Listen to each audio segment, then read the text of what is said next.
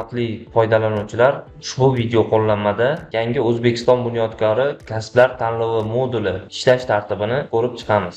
Dastlab fuqaro tomonidan ariza yuborish tartibini ko'rib chiqamiz. Fuqaro raqamli mahalla mobil ilovasiga OneID login va parol orqali kiriladi. Mobil ilovaning bosh sahifasi quyi qismida joylashgan yangi O'zbekiston bunyodkori kasblar tanlovi ustiga bosadi. So'ng ushbu bo'lim haqida umumiy talablar bilan tanishib olishi mumkin bo'ladi. Sahifaning quyi qismida ro'yxatdan o'tish, boshqa ishtirokchi hamda barcha arizalarim bo'limlari mavjud bo'lib, ro'yxatdan o'tish tugmasini bosadigan bo'lsa, fuqaro o'zi tanlovda qatnashishi bo'yicha arizani yuborishi mumkin. Boshqa ishtirokchi tugmasini bosish orqali esa boshqa fuqaroning arizasini ham yuborishi mumkin. O'zi hamda boshqa fuqaroning arizalarini yuborganidan so'ng eng quyidagi barcha arizalarim bo'limi orqali yuborilgan arizalarni holatini ko'rib turish imkoniyatiga ham ega. Ro'yxatdan o'tish tugmasini bosamiz va o'zimiz haqidagi arizani yuborish uchun kerakli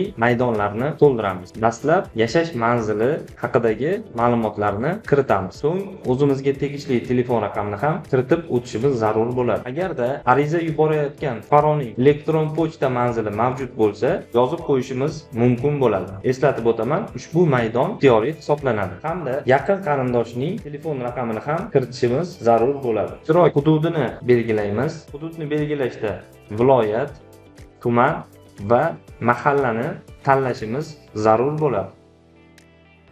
Bandlik ma'lumotini ham tanlashimiz mumkin. Bunda oliy ta'lim muassasasi talabasi yoki hozirda ishsiz ekanligiga qarab tanlashimiz zarur. Hamda ustozning familiya, ismi sharifi, telefon raqami, ish joyini ham kiritishimiz mumkin. Eslatib o'taman, ushbu 3 ta maydon ham ixtiyoriy hisoblanadi. So'ng qaysi kasb bo'yicha tanlovda ishtirok etmoqchiligimizni tanlaymiz. Kasb tanlaganimizdan so'ng quyi qismda joylashgan kasb tavsifi tugmasini bosadigan bo'lsak, kasbga doir batafsil ma'lumotlarni o'qishimiz mumkin bo'ladi va eng so'ngida yuborish tugmasi orqali kasb tanlovida qatnashish uchun arizamizni tuman mas'ul xodimiga yuboramiz. Yuborgan arizalarimizni aynan raqamli mahalla mobil ilovasining yangi O'zbekiston bunyodkori kasblar tanlovi bo'limida joylashgan barcha arizalarim bo'limi orqali ko'rib turishimiz mumkin bo'ladi. Ariza yuborganingizdan so'ng tuman mas'ul xodimi sizga tanlov sanasi hamda tanlov o'tkaziladigan manzil va qo'shimcha xabarnomani yuboradi. Yana bir eslatma, tanlov 3 bosqichdan iborat bo'ladi. Bunda tuman bosqichi, viloyat hamda respublika bosqichi mavjud.